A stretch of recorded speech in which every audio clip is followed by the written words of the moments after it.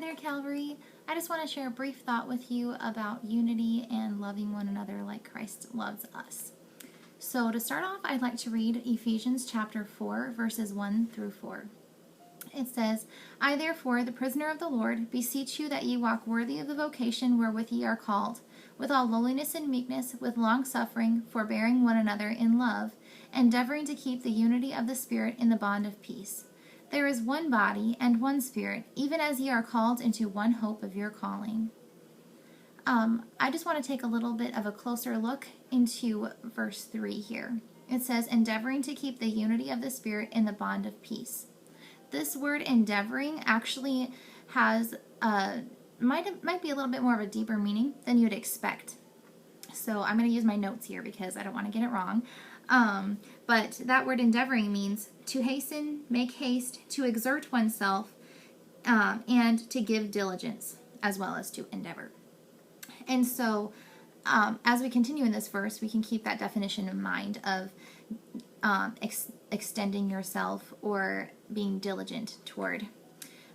It says, endeavoring to keep the unity of the Spirit in the bond of peace. So we are to give ourselves diligently to keeping unity.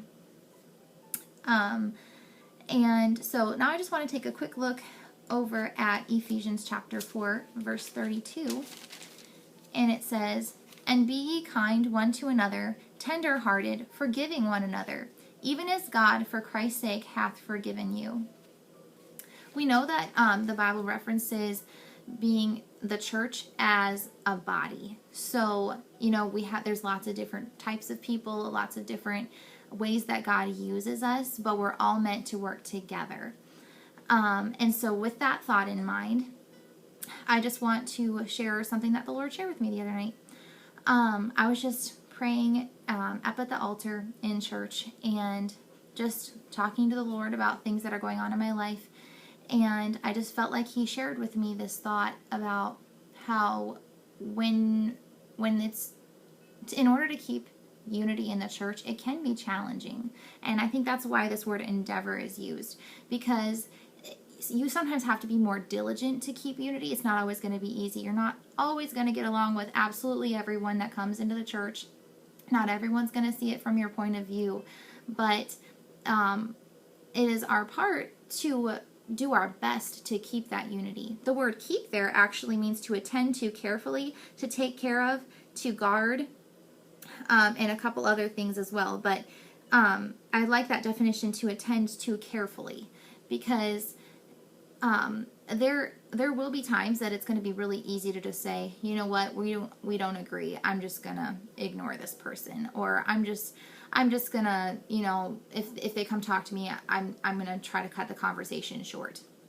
But that's not unity. Unity is being one and working together. You may not always get along, and there may be times that you need to just let them have their opinion and let it sit.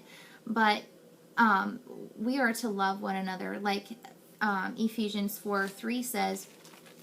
Let me take a peek over there real quick. It says, endeavoring. Oh, that's verse 4. Pardon me. Okay. Let me back up here. Verse 2 says, with all lowliness and meekness, with long suffering, forbearing one another in love. And if we think about the way Jesus loves us, we make mistakes and we fall short so very often. But He continually forgives us and looks for a way to reunite us with Him.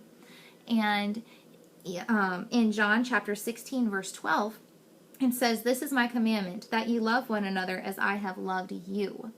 So in order to follow that commandment, we need to love each other. We need to forgive one another. When it's difficult, when a tough situation comes, think of it as a way of stretching. Just like with the church being a body analogy, think of it as a way to stretch yourself and to love more and to grow in God. I was looking on the internet about how the benefits of stretching to go along with this.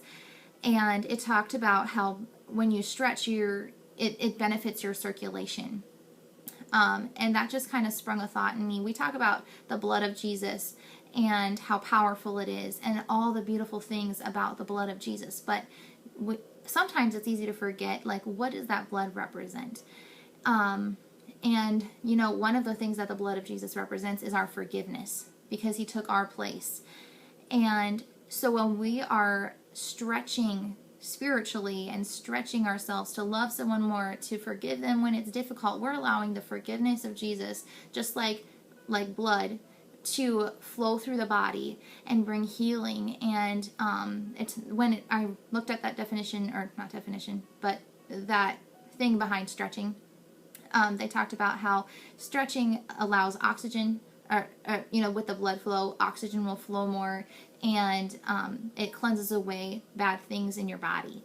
And so when we are stretching ourselves to love one another more, to forgive when it's difficult, when we are diligently seeking peace with one another in the church, I believe that God's forgiveness will flow through us, and it will cleanse away some things that didn't need to be there.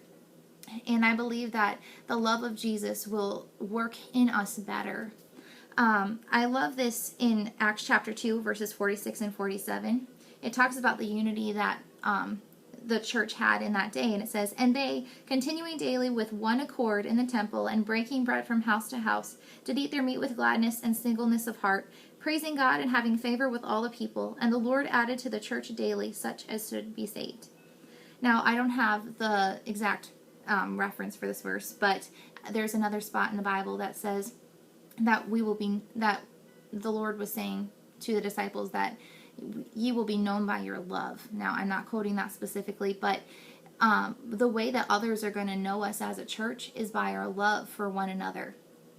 And so this, in Acts chapter 2, was talking about how God added to the church daily such as should be saved. And that's right after verse talking about their unity and how they continued in what God had given them.